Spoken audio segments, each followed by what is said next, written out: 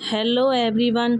हमने last chapter में देखा था कि सूहा जू के रूम में आता है और उससे कहता है कि मैं कुछ दिनों के लिए बाहर रहूँगा।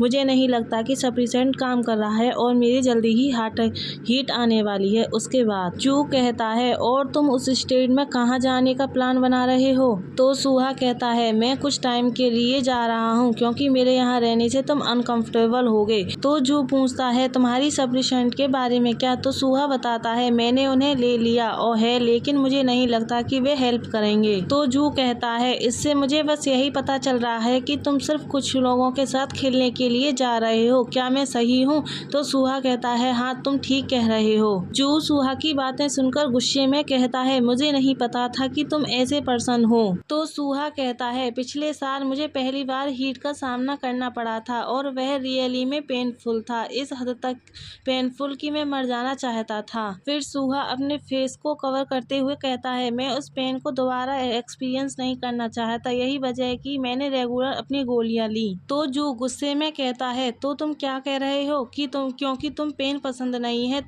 तुम किसी रैंडम गाय के लिए अपनी लेग्स स्प्रे कर दोगे? फिर जू स्माइल करते हुए कहता है, तुम एक इजी पर्सन हो। खैर मुझे लगता है कि सभी ओमेगा ऐसे ही होते हैं। तो सूहा कहता है, हाँ तुम ठीक कह रहे हो, मैं एक इजी पर्सन हूँ, इसलिए यदि तुम मेरी हेल्प करने का कोई इरादा नहीं है तो इसके बारे में चिंता मत करो। वह यह सब बोलकर वहां से गुस्से में चला जाता है। तो जू उसे जाते हुए देखता रहता है। फिर सीन शिफ्ट होता है और फिर हमें जिम का सीन दिखाया जाता है, जहाँ पर जू एक्सरसाइज करते हुए सोचता है, ली सूहा वह ऐसे कैसे छोड़ सकता है? मुझे लगता है कि मैं उसके बारे में कुछ नहीं कर सकता। फिर जू कहता है, उसके बारे में सोचना बंद करो। तभी जू के फोन पर यूनसियो का फोन आता है। यह देखकर वह कहता है, मुझे लगता है यह अच्छा टाइम है। फिर सीन शिफ्ट होता है और हमें रेस्टोरेंट का सीन दिखाया जाता है, जहाँ पर यूनसियो और जू डिनर कर रहे होते हैं। तो यूनसियो बातें कर रही होती है और वह कहती है, उस तरह अच्छा विचार है ना? लेकिन जू का उसकी बातों पर कोई ध्यान नहीं होता। वह अब सोचता है सब कुछ ठीक था। फिर यूनसियो कहती है, बेबे हे जू हेवॉन, क्या तुम मुझे केवल अवॉइड करने का प्लान बना रहे हो? लेकिन जू उसकी बातों पर कोई ध्यान नहीं देता और सोचता है ली सूहा को छोड़कर। तो यूनसियो जू को इस तरह देखकर कहती है, हाल ही में तुम्हारे साथ क्या गलत हुआ है? यह सुनकर जू उसकी तरफ देखता है।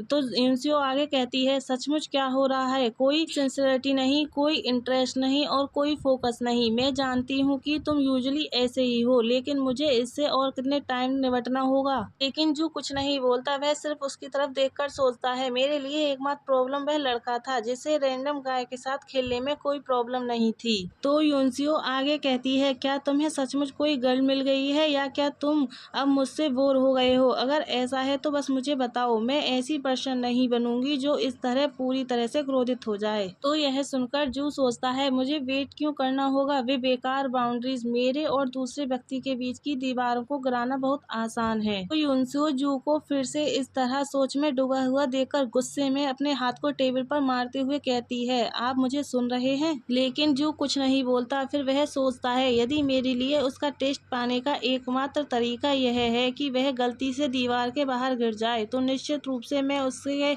ऐसा करने का वेट ही कर सकता हूँ। यह सोचकर जू एक अजीब सी स्माइल करता है और यूनसियो से कहता है, तुम सही कह रही हो, मुझे एक पर्सन मिल गया है। यह बोलकर जू अपने वाइन के ग्लास को टेबल पर रखता है और खड़े होते हुए कहता है, ऐसा लग रहा है जैसे मैं इस पर्सन पर अपना ध्यान खो रहा हूँ। यह बोलकर जू वहाँ से चला जाता है। फिर अपनी गाड़ी में बैठकर फोन मिलाने लगता है, लेकिन फोन की बेल जा रही होती है। लेकिन नर्वस की वजह से जू गाड़ी के स्टीयरिंग पर अपनी फिंगर से टैप टैप कर रहा होता है। फिर सूहा फोन उठाकर हेलो बोलता है। तो जू कहता है, तुम कहाँ हो? लेकिन सूहा शांत हो जाता है। तो जू कहता है, झूठ बोलने के तरीके के बारे में सोचना बंद करो, बस मुझे बताओ कि। तो सूहा कहता है, घर पर। यह सुनकर जू फ्रीज हो जाता है और वह कहता है, वहाँ पर वेट करो। सीन शिफ्ट होता है और हमें घर का सीन दिखाया जाता है। जू गेट को खोलता है तो सूहा गेट के पास ही खड़ा होता है। तो जू अपने शूज को बाहर उतारते हुए तेजी से गेट के अंदर आता है और सूहा के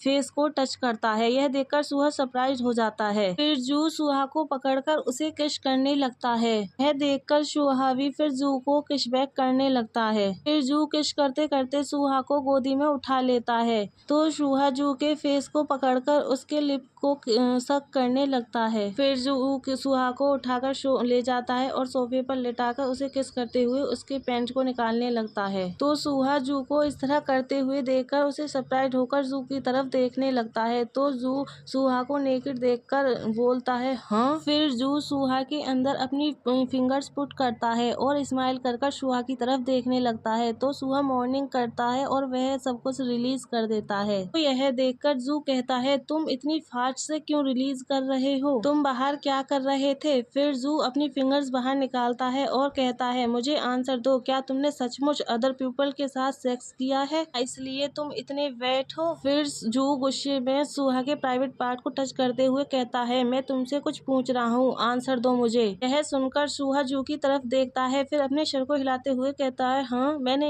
यह किसी के साथ नहीं किया है, किसी के भी साथ नहीं, मैंने नहीं। यह सुनकर जू सुहा के प्राइवेट पार्ट को टाइट पकड़ता है और उसकी तरफ झुककर कहता है अब से अपनी बॉडी का ठीक से ख्याल रखें, मैं ऐसे किसी भी पर्सन के साथ सेक्स नहीं करूंगा जो अदर पीपल के साथ सोया हो, क्या तुम समझ रहे हो। यह सुनकर सुहा से हिलाकर हाँ करता है। तो यह सुनकर जू सुहा को किस करता है। फिर जू सुहा के साथ इंटीमेट होने लगता है। तो सुहा मोर्निंग करते हुए कहता है इसे हर्ट हो रहा है। तो यह सुनकर जू सुहा के फेस के क्लोज आकर कहता है झूठ मत बोलो। तो सुहा कहता है it's hurts, stop grating vigour. तो जू कहता है यह नोटिंग है, जब तक यह नहीं रुकता हमें वेट करना होगा। यह बोलकर वह सुहा को किस करता है। फिर वह दोनों इंटीमेट होने लगते हैं। फिर जू सुहा को देखकर एक अजीब सी स्माइल करता है। गाइस हमारा चैप्टर यहीं लास्ट होता है। आई होप आप सब लोगों को पसंद आया होगा। पसंद आया हो तो लाइक, सब्सक्राइब एंड कमेंट कर।